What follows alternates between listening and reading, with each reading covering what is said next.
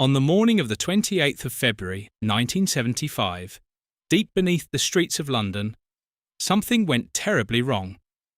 A Northern City line train was approaching Moorgate Station, its final stop.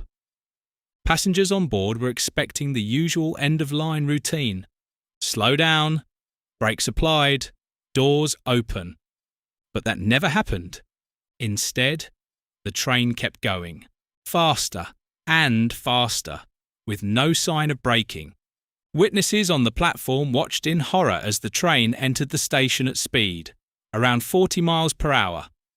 There was no screech of brakes, no attempt to stop. Seconds later, it slammed straight into the dead-end tunnel wall. The impact was catastrophic. The front carriage was crushed to just a fraction of its original length, telescoped into itself. Rescue workers described scenes of unimaginable devastation deep underground.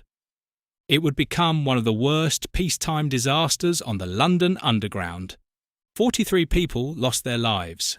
Dozens more were seriously injured. And yet, one haunting question remained. Why didn't the train stop?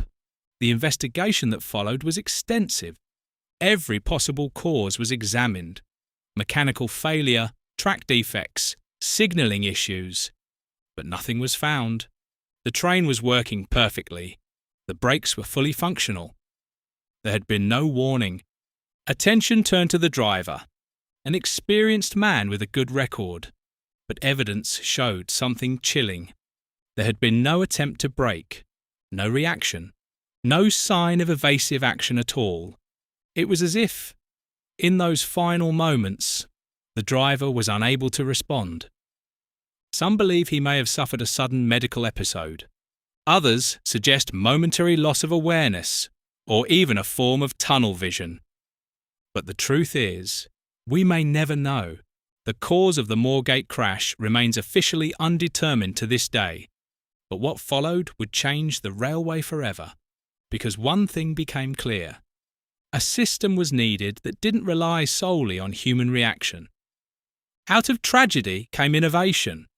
Engineers developed what became known as Moorgate Protection, a safety system designed specifically for terminal stations. If a train approached too fast, it would automatically apply the brakes. No input from the driver required. It was a simple idea, but a life-saving one, and it became the foundation for later systems like the train protection and warning system, now standard across Britain's railways.